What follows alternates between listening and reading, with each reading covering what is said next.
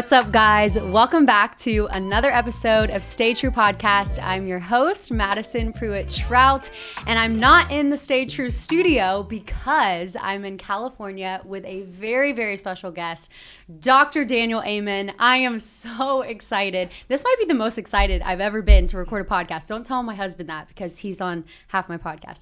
But I'm so excited to be with you, and thank you for coming on Stay True Podcast. Well, thank you so much for helping me share this message.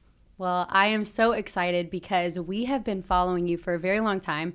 And for those of you who don't know Dr. Amen, I mean, he is world renowned. You are a national bestseller. I mean, you have what, like 19, 20 books? I mean, something crazy. I'm not even on book number 3 yet. And you are paving the way, and you have worked with people like Miley Cyrus, Justin Bieber, and you are helping people change their brains, change their lives. And I'm just honored to have this conversation. But we've been following you, my husband and I, for a long time because he actually watched the seasons YouTube of Justin Bieber and you came on.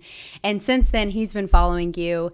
And just recently, within the last 6 months, Grant and I were talking and he was like, I really want to meet Dr. Amen. And so we did this thing where we put on a prayer card your name and we just started praying for you. And we started praying that we would have an opportunity to meet you. And here we are. And Grant just got his brain scanned and now you're on Stay True Podcast. And so it's so cool to see it all come together. I'm so grateful to be on the prayer card. You are on the prayer card.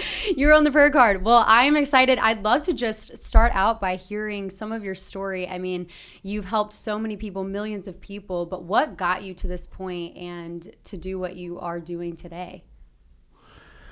So when I was 18, the government had a draft and I became an infantry medic where my love of medicine was born. But about a year into it, I realized I didn't like being shot at. And I got myself retrained as an X-ray technician and developed a passion for medical imaging. As our professors used to say, how do you know unless you look? And that becomes one of the major themes of my life. And then I got out of the Army in 1975 and finished college, went to medical school. And when I was a second-year medical student, I married my childhood sweetheart, who I went in the Army, she married somebody else, had a child. So that didn't work. And so when I found out, you never love anybody quite like your first love. And we got married, but then 2 months later, she tried to kill herself. And I took her to see a wonderful psychiatrist. And I came to realize if he helped her, which he did, it wouldn't just help her.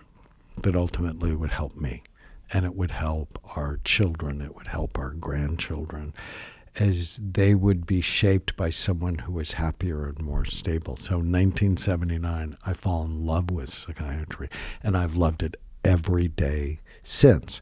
But I fell in love with the only medical specialty that never looks at the organ it treats. Think about that. Cardiologists look, your neurologist look, your orthopedic doctor looks, every other medical specialist look, psychiatrist guess. And I knew it was wrong. I just had no idea I'd be part of changing it. And in 1991, I went to a lecture on brain SPECT imaging, the study we do here at Amen Clinics, and it changed everything, absolutely everything in my life, from how I treat my patients to how I treat myself to how I eat. It's by looking at the brain, you come to realize that most psychiatric problems are not mental health issues. They're brain health issues. And that one idea changes everything. No one wants a mental illness, right? It shames people, it's stigmatizing, and it's wrong. These are brain health issues. When you see it as mental health, doctors, and these are hundreds of thousands of doctors, make diagnoses based on symptom clusters with no biological data. Think about that. Last year, there were 337 million prescriptions written for antidepressants. When you think of it as brain health, it's like, well, one, I have to look, right? How do you know unless you look? And two, if it's brain health, I probably shouldn't be drinking. And probably marijuana is not innocuous. and alcohol's not a health food. I mean, you just begin to go, how do I love and care for my brain? And so our mission here at Amen Clinics is to end the concept of mental illness by creating a revolution in brain health. And it all gets boiled down to this one little question. Is this good for my brain or bad for it? That I don't know if you've ever been in bad relationships in the past. You know, a couple. But a couple, and one that was public, so on TV. So me too. Yeah. And I'm not doing that anymore. I'm married to my best friend, and I'm not going to love anything in my life that doesn't love me back. So the food I eat, the thoughts I think, the relationships I have, they serve helping me have a better brain. Because with a better brain, I can do what God put me on the earth to do for as long as he wants me to do it. Yeah, that's so good. I love that you said you don't love what doesn't love you back. And I was born and raised in Alabama, where there was a lot of fried food. Yes. And a lot of sodas and a lot of desserts. And so my husband laughs at me because I'm like, I can take down a hot dog and some French fries and I eat like a little 8-year-old boy. And it's something I know I need to work on and grow in, because since watching your videos, which I want to talk more about caffeine and alcohol and all of that, but I've stopped drinking coffee, and I've cut out caffeine, and I've already seen like a difference. But something I struggle with is like food. I'm like, I want my fried chicken, I want my French fries, and I want my sweets, but I know that's not food that's loving me back. But I know when I look at all of the things that I need to be doing or that I need to stop doing, it can feel super overwhelming. And so what would you even say just are the first important steps to be taking to get healthy, to get your brain healthy, and even just touching on some of those foods that you're like, you just need to cut it out. They're just not good for you. But I mean, it starts with, what do you want? Yeah. Right? It's like, well, I want my fried chicken, but it doesn't love you. But it doesn't love right? you. But I love it. In my wife's cookbook, we'll give you a copy of it, Brain Warriors Way cookbook. Yeah. It's got 120 recipes. There's no gluten, no dairy, no sugar, and it tastes awesome. Right? So you just have to be smart enough to go, what foods do I love that love me too? And then, because we're ultimately creatures of routine, right? If you just find 20 meals you really love, then you'll be okay. And ultimately you'll find 100 that you love that love you too. And because it's like, well, what do I really want at the end of the day? It's not the mountain of fries or the 1,000 hot dogs, right? That's not what I want. What I want is energy. Yeah. What I want is connection. What I want is memory. What I want is good decisions. I mean, ultimately, I want what my brain can give me if I give my brain the nutrients it needs. That's so good, because I think it's so easy to settle for the thing that satisfies in a moment, and then we don't realize the implications and the effects that it has. Because as you're even just saying that, I'm like, yeah, my energy can be pretty low. I do get tired halfway through my day. Yeah, I do see. So I'm like, even as you're sharing that, I'm like, wow, I think so often we just settle for what's quick or easy or what we're craving in a moment, and we don't realize the impact that it can have on our brain and on our health throughout the day and throughout our life, really. And so I'd love to tackle this topic of caffeine, which I know I'm going to get a lot of comments about this, because we have a very Christian culture of like sit down and have a coffee together. So I'd love to tackle this idea of together. or a donut. Do you know about the Daniel Plan? No, but I did saw with that, Rick and Warren. I want to read it. So I just finished my second book on the connection between physical health and mental health. Change Your Brain, Change Your Body. And it was a Sunday morning in 2010, and I'm so happy. And we get to church afterwards. The book is done. I'm really happy. I tell Tana, my wife, I said, once you drop Chloe off at Children's Church, I'll go save us seats.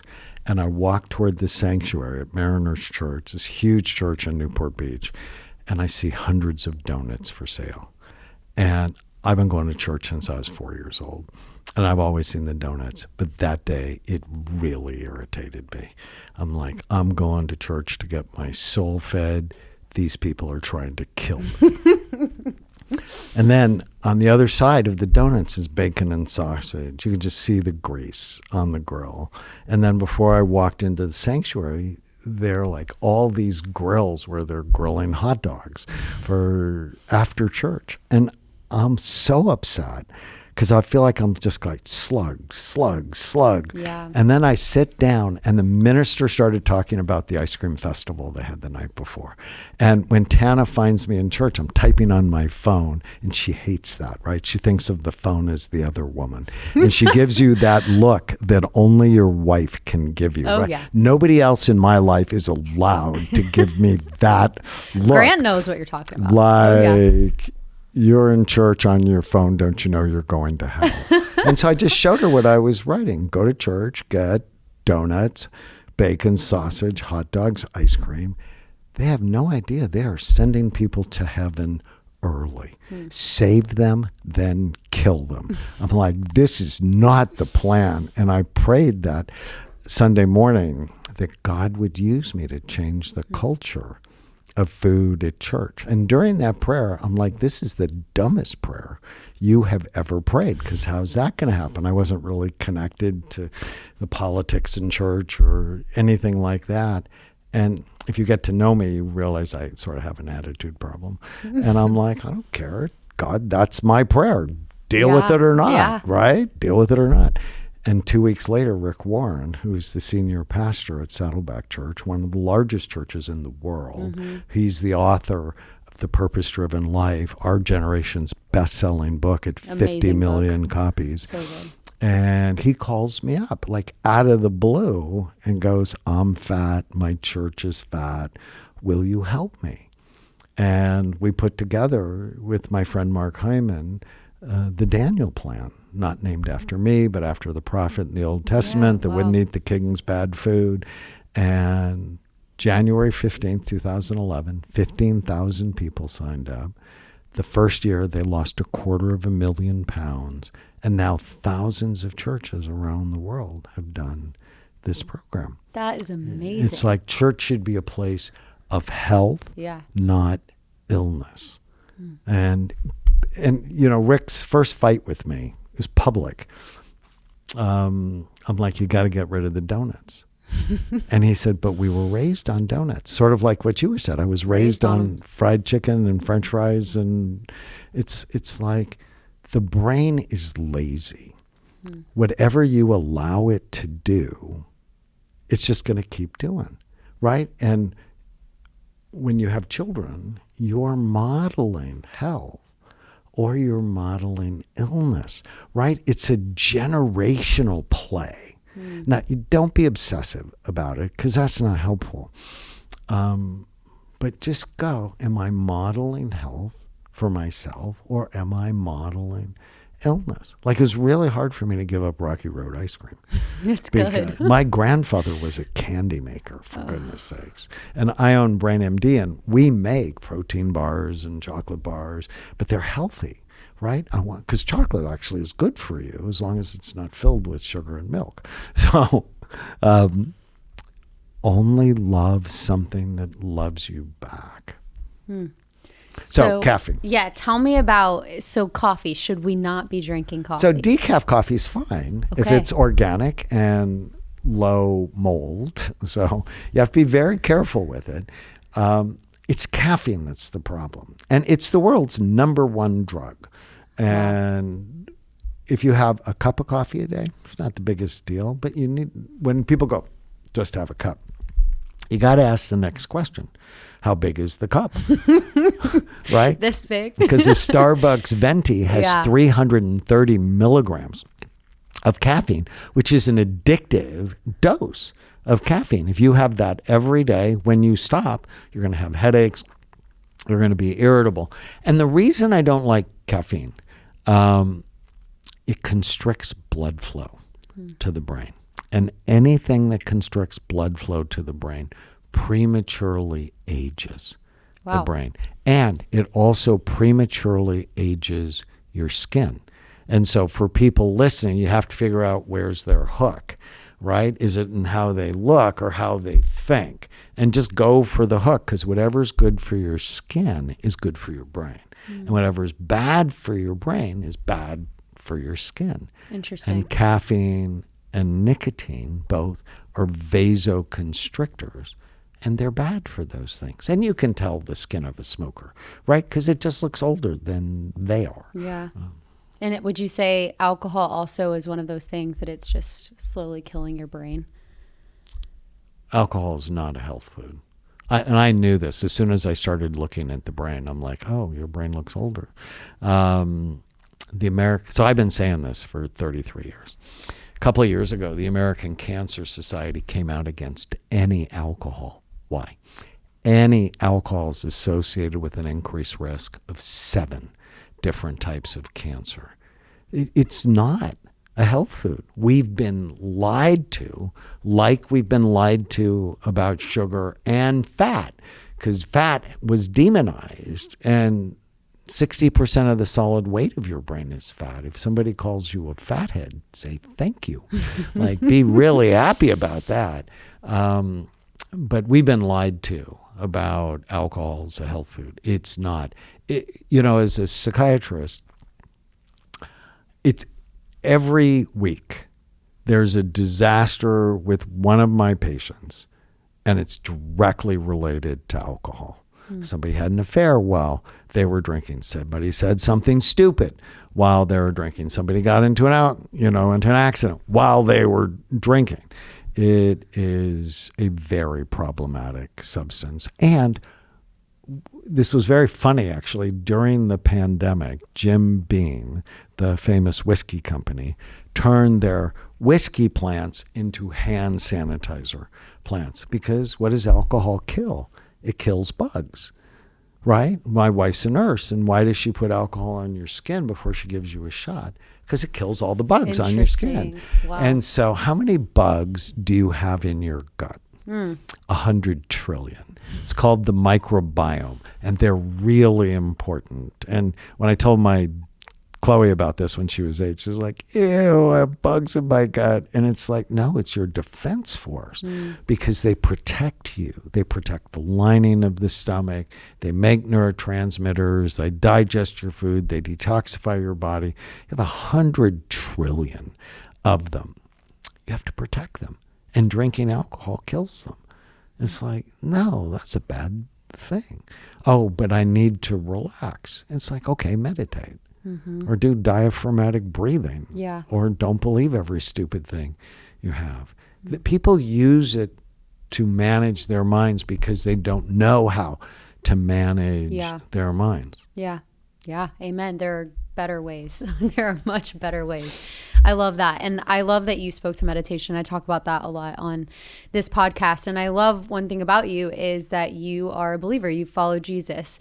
And a question I have, because for me personally, when I found myself in some really traumatic, stressful, overwhelming situations and my brain is freaking out and I feel anxious and overwhelmed, a big part of how I'm able to continue to move forward is because of my faith and because of the hope that I have. And so I am just curious about this. How does faith, like the importance of having a strong faith, impact your brain? Well, people who have faith, when they get depressed, they get better faster. People who have faith and are connected to a church have less mental health problems. And people go, well, how can you be a psychiatrist and a Christian?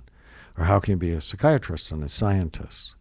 And it's like, well, how could you not be? Right? There's not one thing I've learned in my academic career that makes me not believe that it was like, well, what about evolution, right? The Big Bang. And it takes more faith to believe you and I are sitting here having a thoughtful conversation out of random chance right? If you know physics, there's the second law of physics. It's called entropy. Things go from order to disorder unless there's a creative designer. So it just never made sense to me that so many scientists go, well, of course I'm an atheist. Like, that's a badge of honor. It's like, well, I sort of think you're an idiot. Yeah. Well, and it is crazy. I've seen that with so many of my friends who have suffered, like gone through really tragedies, losses, and in their families, and it's their faith in Jesus. It's that hope that they've been able to cope, that they've been able to take the healing steps. And I just think that is so interesting for those who have that. Just, I imagine that it does something beautiful for your brain to have this hope that isn't attached to something that can be taken away right here and right now. But when you have a hope in something that can't be taken away, and something that is supernatural, and something that's bigger than yourself, it keeps you going. When you believe all things work together for good for those who love the Lord, you just look at life differently, as opposed to everything's happening to me by random chance. It just helps people make sense, I think, of their lives. Yeah, that's so It good. certainly has for me. Yeah, Even same. during dark times, I look back and see how God has helped me use them. Yeah. Yeah, I have a friend who tragically lost her brother in a car accident, and I've been able to learn so much from her, and I'm like, how do you have so much hope and joy even in these circumstances? And she's been inspiring me. But I was even asking her, I was like, I'm going to be talking with Dr. Amen. Do you have any questions that would be, interesting for me to ask him? And a question she had was just, what does grief do to the brain? And when you find yourself in a situation where you start going down a lot of dark thoughts, and you're kind of ruminating on these dark thoughts, what's the best way to get out of that in that grief healing journey? So I was in Northern California giving a lecture, and a woman came up to me after the lecture, and she just started crying. And it happens to me a lot. And so I just stood there. And when she stopped crying, she told me this story. 2 years before, her 12-year-old daughter, Sammy, died of bone cancer. And it was horrible. And the pain was excruciating. And part of her was glad that Sammy died so she'd be out of pain. And then she went to bed. She had no idea how much the grief would hit her. And she went to bed. She drank too much alcohol. She ate bad food. So probably hot dogs and French fries. Probably some fried hot dogs, chicken. yeah. And ballooned to she was 5'2" and 200 pounds. And she said she was so depressed on the 2-year anniversary of Sammy's death, she'd planned to kill herself. Wow. And she said, I saw you on public television, and I saw your book, and I thought to myself, I'm going to get this book. And if it's a bad book, I'm going to kill myself tomorrow. She's telling me this. It was completely freaking me You're out. like, no pressure. And she said, but it was so smart and so actionable, and I knew I could do it. And so I stopped drinking. I stopped eating bad food. I put on my tennis shoes. I started walking. Now it's 10 weeks later, and I'm running. And I'm down 24 pounds. She said, I want you to tell people who have grief not to let the grief be their excuse to hurt themselves. What grief does is it fires up the emotional parts of the brain. And if you've had childhood trauma, they're already busy. And so often what happens is things stack on top of themselves, and then the darkness overwhelms them. And so doing the right things to balance their emotional centers, and simple things like saffron. I'm like a huge fan of saffron. There are 25 randomized controlled trials showing it's equally effective to antidepressants without side effects. Yeah. And I'm like, wow. oh, I like that. So simple things. And then learning to journal. Journaling is so important, but especially the negative thoughts you have. And then challenge them. You don't have to believe. Were you good at talking back to your parents? Really good. Yeah. Every once in a while, Grant would say I'm still pretty good at it. So I was excellent. But I was 28 years old in my psychiatric residency when one of our professors said, you have to teach your patients not to believe every stupid thing they think. Well, I believed every stupid thing I thought. No one had ever taught me to talk back to my own nonsense. Wow. Right? And so whenever you feel sad, mad, nervous, or out of control, write down what you're thinking. And then just ask yourself whether or not it's true, whether or not this thought serves me, this thought helps me. You know, I really love Romans 12:2, be transformed by the renewing of your mind. And then you can test it to see if it fits God's good, perfect, and pleasing will. Yeah. And God knows you're in pain. God knows you're suffering, and God doesn't want you to. He wants you to look forward, not backwards. And, you know, for your friend whose brother died, well, if you believe this isn't it, right? We're just here on the way. And the way is great for people who believe. Yeah. Oh, that's so good. I love also just the practical steps that you just provided of write it down, talk back to, it's so easy to talk back to, you know, the person in front of you, but it's harder to talk back to ourselves. It's so easy for us to just believe whatever we think. And we can have this feeling about ourselves or a feeling about a circumstance, and then it just turns into a belief system and it turns into this pattern, and it can be really hard to break. And so I think that's super helpful to talk back to yourself, write it down, ask yourself if it's true. And would you talk to your child that way? Yeah. Or would you talk to someone you loved that way? And so why aren't you talking to yourself in a way? You know, I often use the analogy of a good parent or a good coach or a good teacher. So good parents, good coaches, good teachers notice what you do right, and they teach when you could do better. That's good. Bad coaches, bad parents, bad teachers notice what you do wrong and never let you forget it. And are you being good to yourself? Or are you being bad to yourself? Love your neighbor as yourself means you got to get yourself together first. Yep, you got to learn how to love yourself in the right way. That's so good. That's so good. So part of my story, and we were talking about this a little bit off camera, is that I went on reality TV on a show called The Bachelor. And I was joking with you. I was like, I wish that I could have gotten my brain scan before I went on The Bachelor, and then my brain scanned again after I came off The Bachelor, because there were some traumatic experiences that I went through, and just the how crazy it is of just what even being known and having people talk about you can do to your brain when you go from living a very private, you know, everyday life. I was working in foster care and adoption, living in a small town in Alabama, and then, you know, went on a reality show, and I had celebrities posting about me, and all of these people going on podcasts and talking about me and about my faith, about my looks, about my purity, about my family. And it was a really wild journey and experience. And I came off, and I would say, like, didn't even know that I was affected by what I just went through, but then had a really hard time sleeping at night, lost over 20 pounds, could barely eat. And I just watched as I was seeing it physically affect me.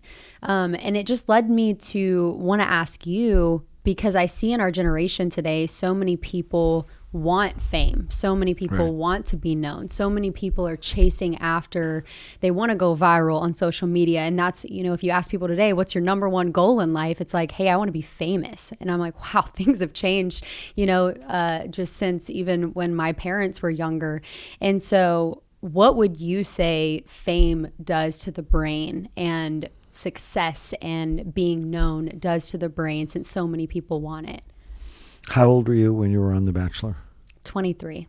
Yeah. One of my big prayers, I've been Justin Bieber's doctor and Miley Cyrus's doctor. I love Miley Cyrus. It's, dear God, please don't let me be famous before my brain is finished developing. Wow. Because it can do a big number. Those two beautiful people almost lost their lives. And it wears out the pleasure centers in your brain. I mean, initially it's cool, right? Yeah. Initially it's sort of, like I matter. And so you get these little squirts of dopamine that hit your pleasure centers, and it's sort of cool. But if you're not really excellent at managing your mind, and both of them have had worldwide fame, and both of them has had worldwide shame. And if you don't know how to manage your mind, pretty soon your thinking becomes very distorted. And when you wear out your dopamine centers, you get flat, and then you get depressed. And then you often do things to try to feel better, which could be drugs. I mean, you had your faith, and ultimately I think that's what saved Justin. I think that saved his life. Getting a very deep-rooted faith saved his life, for sure. Wow. But they end up doing bad things that just make dopamine worse, which makes the spiral worse, and they get out of control.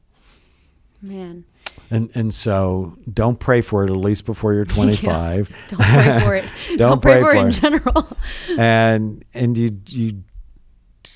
you have to guard your mind because there's a lot of darkness, and the darkness is by design. People don't really understand this. We need to get the young generation to be really mad at Facebook and really mad at Apple because they design the darkness to hook people. It's like the news is no longer the news. And think about this. Who is the customer of CNN and Fox and all the news stations? It's not us. It's the pharmaceutical industry. The pharmaceutical industry provides them with like 60% of their income. So if they can scare us, if they can make us anxious, the pharmaceutical industry makes more money. And so we have to turn it off. And we have to be very careful and limit social media. Otherwise, we get depressed. And my wife actually says it, it's like she's usually not on it, but she finds herself scrolling. Pretty soon she'll get to the products about not having wrinkles. And pretty soon she's thinking, I need to go get something done. Yeah. And then she crazy. No, stop it.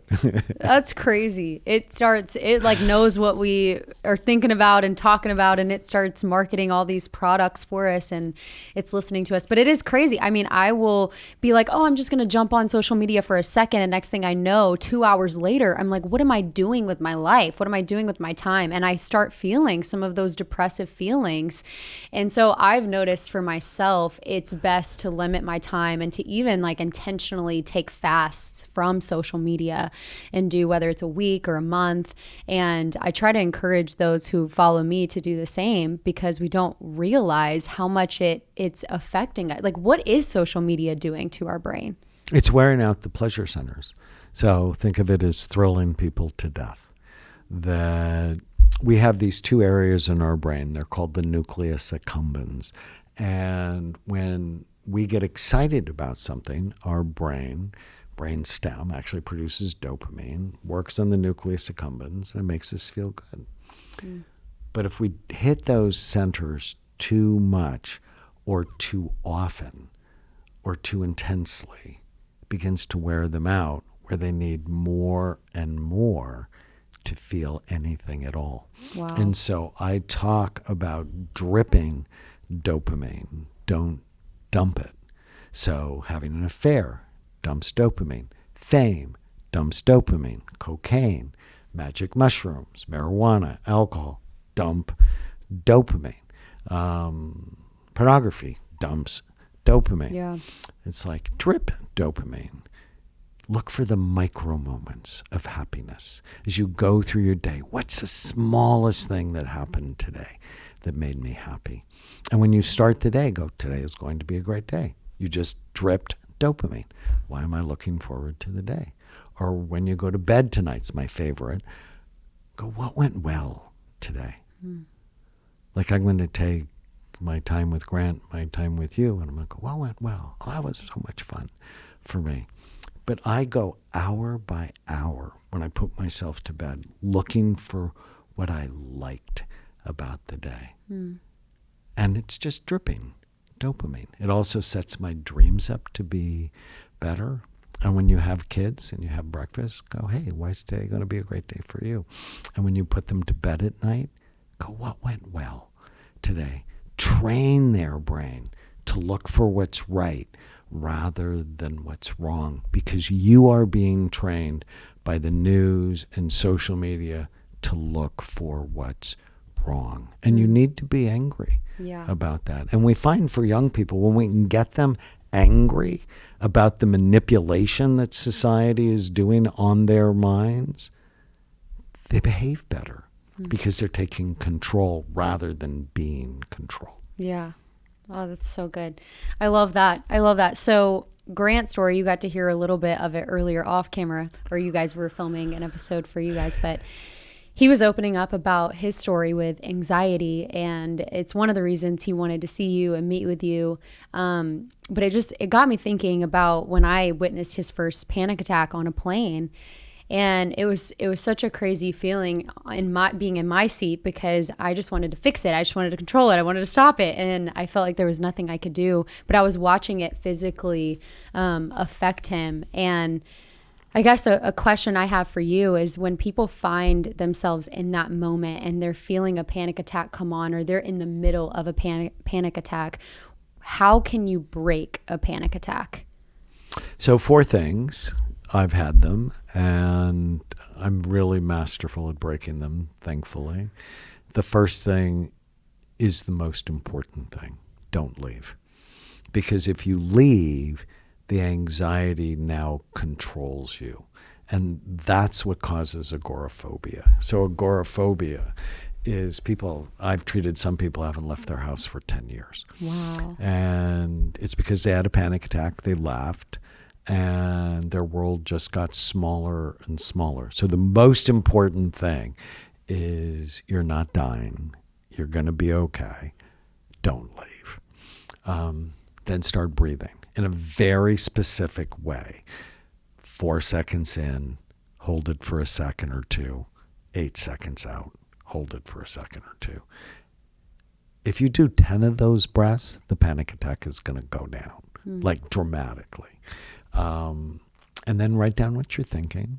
The plane is going to crash. And then flip it. The plane is not going to crash. And then meditate on the flip rather than on the terror.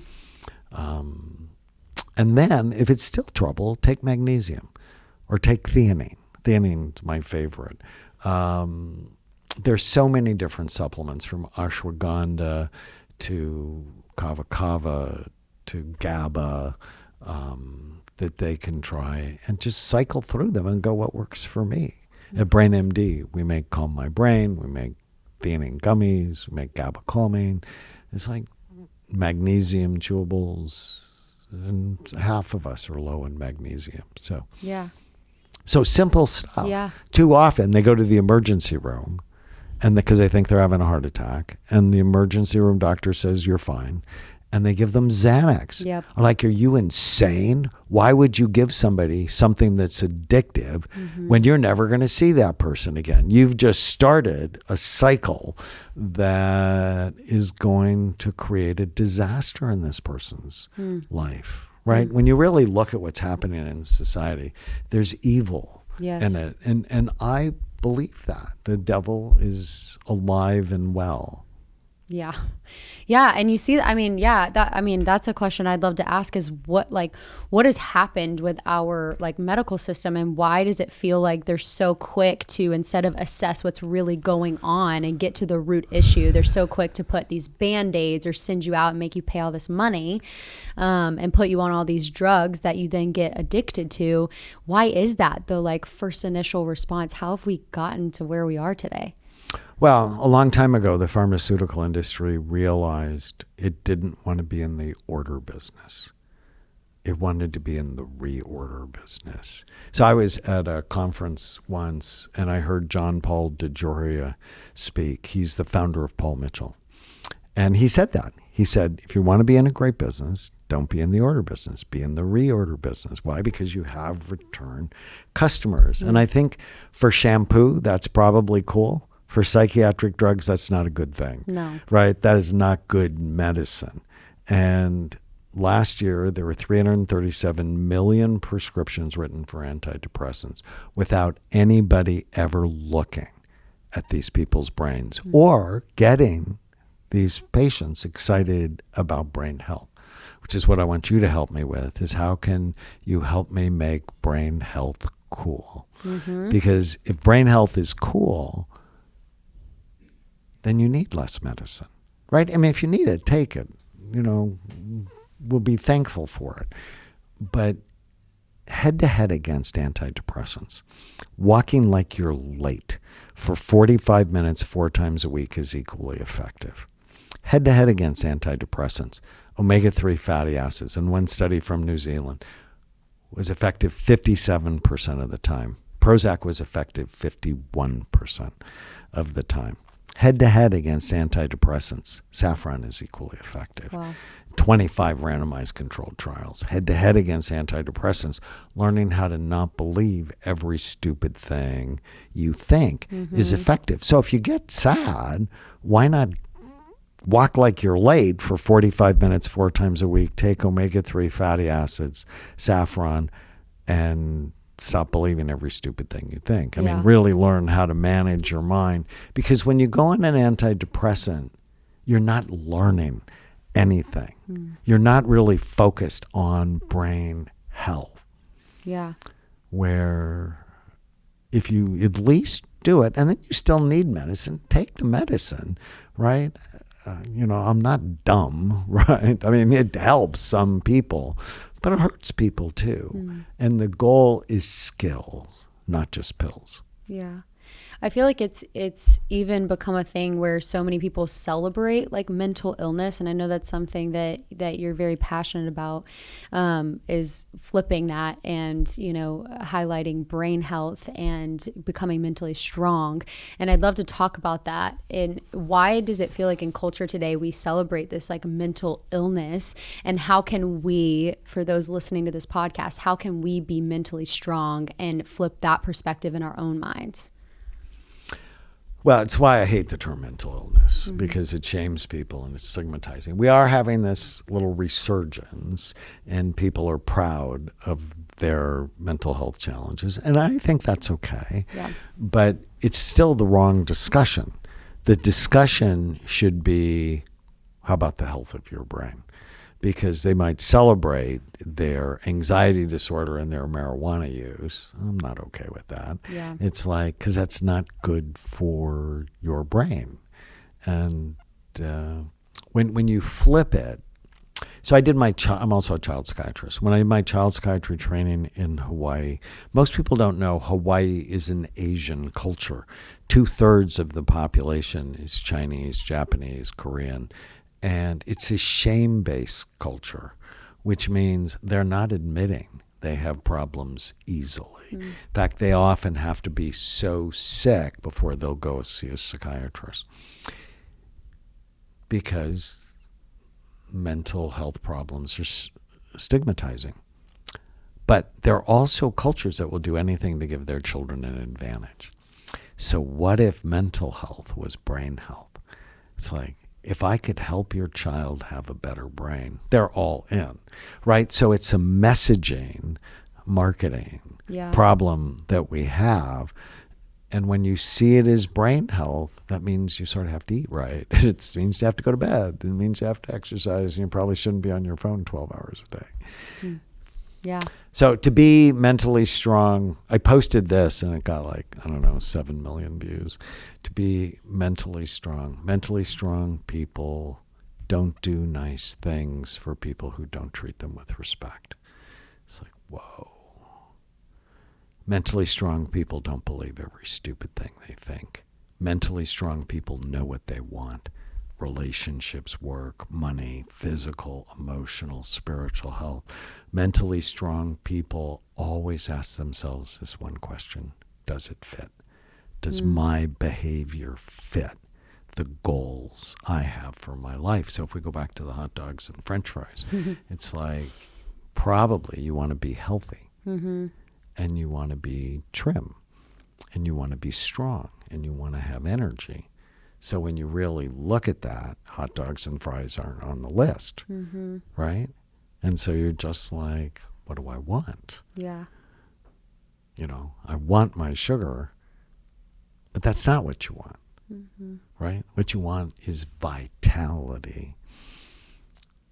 Yeah. And little good. girls don't know this. Well, girls don't know this in general. If you have a little girl, I have 5 daughters.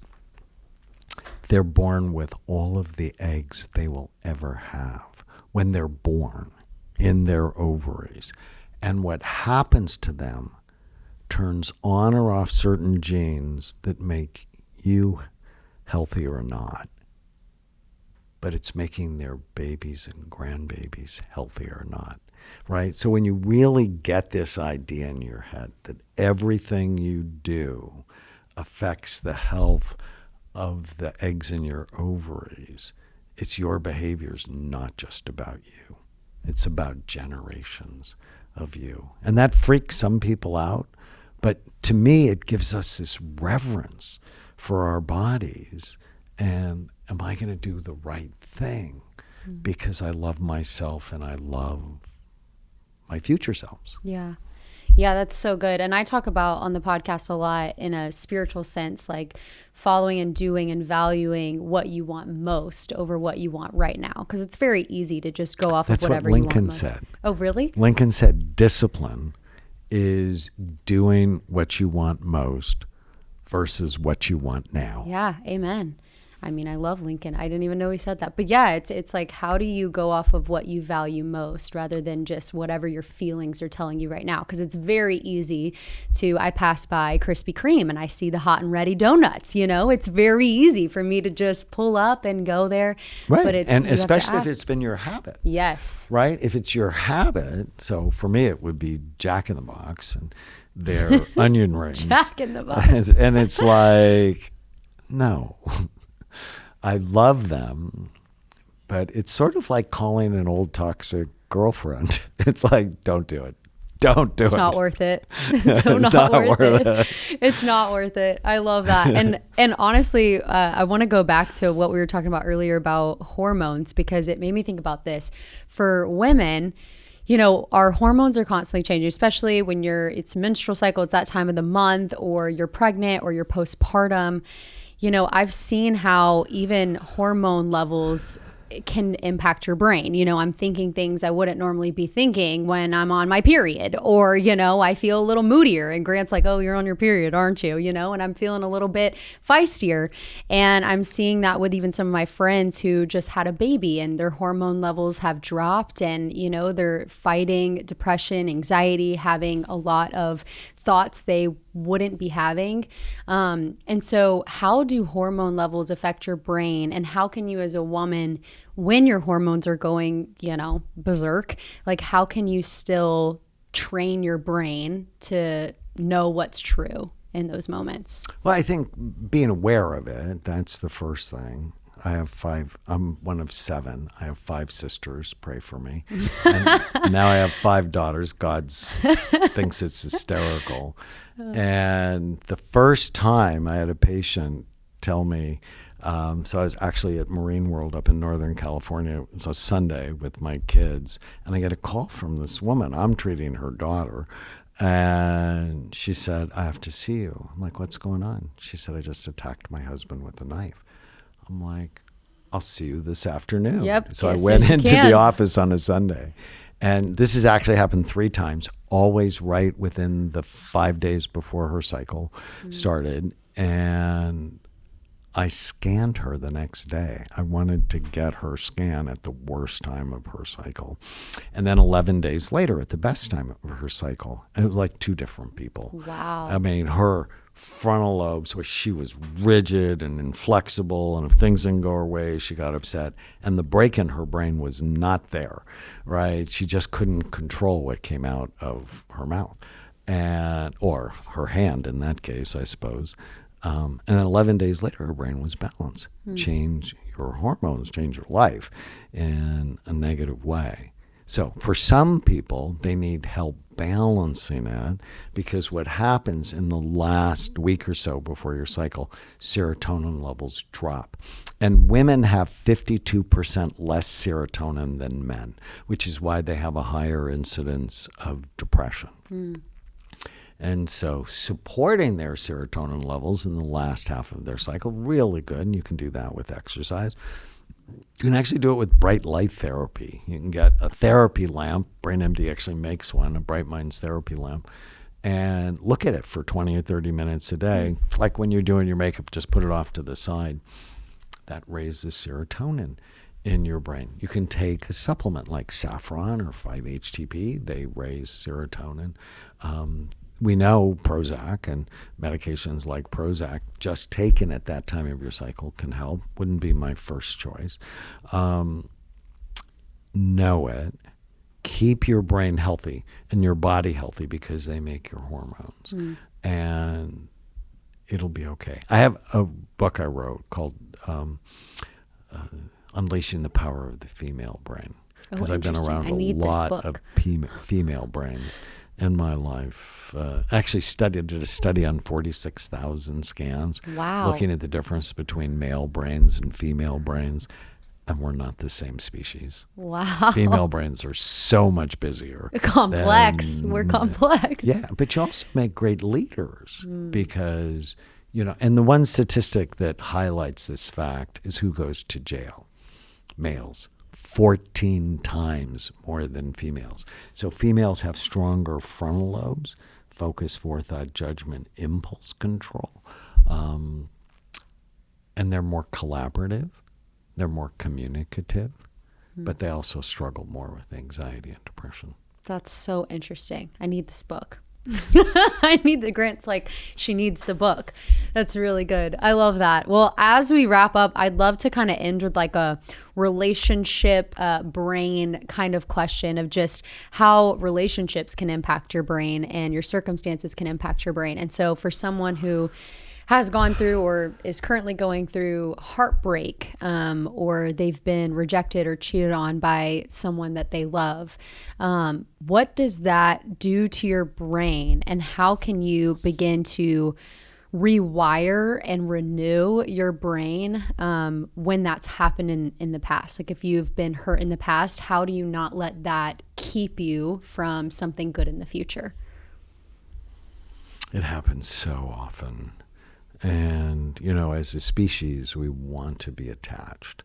And when we have an attachment injury, it fires up our emotional brain, and then people eat a lot of sugar to try to calm it down, or they drink a lot of alcohol to try to calm it down. But that's a short-term fix that causes a long-term problem. And so often a little oxytocin can help calm things down.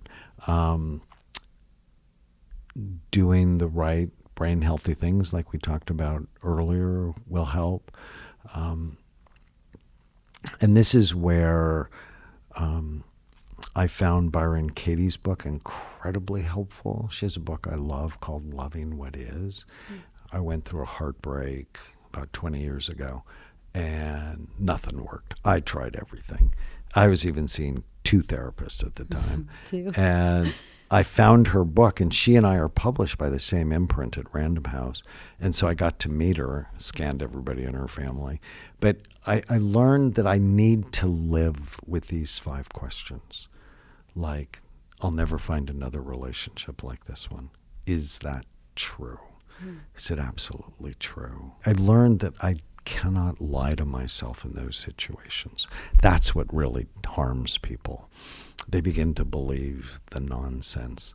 And then I came up with, it's in my book, The Brain in Love. It's one of my favorite books I've ever written. I've had 20 national bestsellers. This wasn't one, but it was my favorite book to write. It's when you're going through heartache and you just miss the other person. Connect something bad to every letter of their first name. That's true, right? Like if their name is Brett, B could be for BSer, and R could be for relapser if they were drug abuse, and I could be impotent. And, I mean, you see, and then when you miss them in the darkness, go back to remember why you're not with them. Yeah, the truth, the reality. It's easy to like because you forget the reality. And yeah. what I often do with my patients is, because I keep really detailed notes, it's like, okay, reasons to stay and reasons to go. And reasons to stay are like, there's 4 of them. Like, he's a good cook. Reasons to go, there are 32 of them. But in the darkness, they just remember the food. Yeah, totally. And so it's activating your frontal lobes, because there's always this dance between your emotional brain. Almost think of it like the elephant and the rider. So the elephant is your emotional brain. Krispy Kreme. Or I'm calling that person again. The rider is your frontal lobes. It's your brake. It stops you. It directs you, just like a brake, right? If it's weak, because you're drinking alcohol or smoking pot, or you had a fall and you had a head injury and you damaged your frontal lobes, it can't control your emotional brain. So you always want to do things, strengthen your thoughtful brain, calm your emotional brain, get the rider good training. Don't get the rider drunk, because your life will be harder. Yeah. And what about a situation where someone, it's not like a breakup and it's not a relationship you can necessarily get free from, like they're a family member, or there's someone in your life that you have to be around or feel like you need to be around. What would you say is some practices or some things that would be helpful to know for your brain in those situations? Well, be around them less. I think, you do have some control over that, and model what you like about them rather than what you don't. I collect penguins. If you came into my office, I have all sorts of penguins in there. Right outside the studio, we have a picture of Fat Freddy. And why do I collect penguins? They remind me, notice what I like about other people more than what I don't. I mean, how do you train a penguin? And I went to this penguin show in Hawaii, and it was so cool, all the cool things he could do. And I went up to the trainer afterwards, and I went, how'd you get Freddie to do all these cool things? And she said, unlike parents, whenever Freddie does anything like what I want him to do, I notice him, I give him a hug, and I give him a fish. So if you really want to manipulate other people, notice what you like about them way more than what you don't. Too often, the negative chatter in our head gets out of our mouth and ruins relationships. And so before I say something, I go, what's the goal in this situation? So, for example, in the one-page miracle, what's my goal with my wife? Kind, caring, loving, supportive, passionate relationship.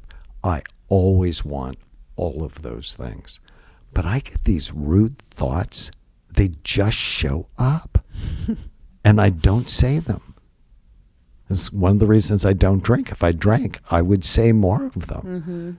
And it's like, what do I want? Is my behavior getting me what I want? And that's not selfish, because I want goodness, right? And my guess is you want goodness. But couples never develop like a mission statement for their relationships. Businesses do it all the time. Yeah. And kind, caring, loving, supportive.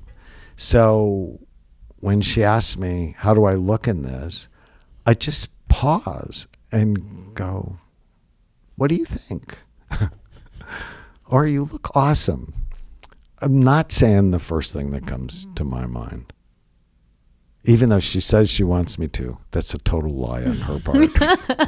That is a total lie. You never tell the truth in that moment. Just say I look good. No, that's really good. That's really helpful. This was so good. This was so fun. I could keep going for hours. I could ask you so many questions, but I'm just so thankful for this conversation and for the way that you're impacting so many lives. I'd love for you to share where, those listening can follow you, find all of your books. You have so many amazing resources that I'm excited to leave this conversation and go read. How can they follow you and find your resources? So Doc Amen, DOC on Instagram, DOC_AMEN, like the last word in a prayer, Doc Amen on TikTok. Then go to amenclinics.com. My new book, Raising Mentally Strong Kids, and the one I did last year that I love so much, Change Your Brain Every Day. It's a daily reader about brain health.